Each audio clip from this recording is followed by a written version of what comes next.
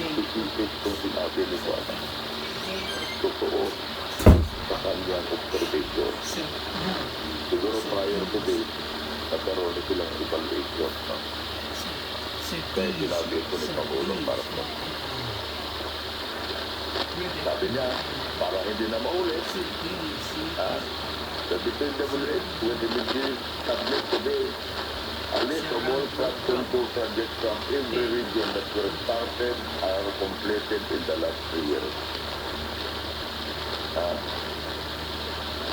Second, the Regional Project Monitoring Committee shall examine the list of projects and give a report on those that have been failures, those that were not finished, and those that are alleged to be post-project. Ito, maliwanag.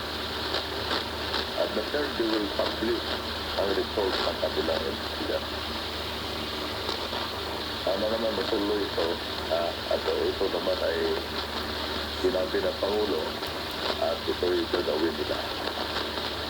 Yun ang alam nyo mga kababayan, talagang nakikita at sinasabi ko kanina na halos 80 congressmen out of the 260 plus to 56 at ang congressman natin, 80 of those mayroong construction company. Ano ang katilang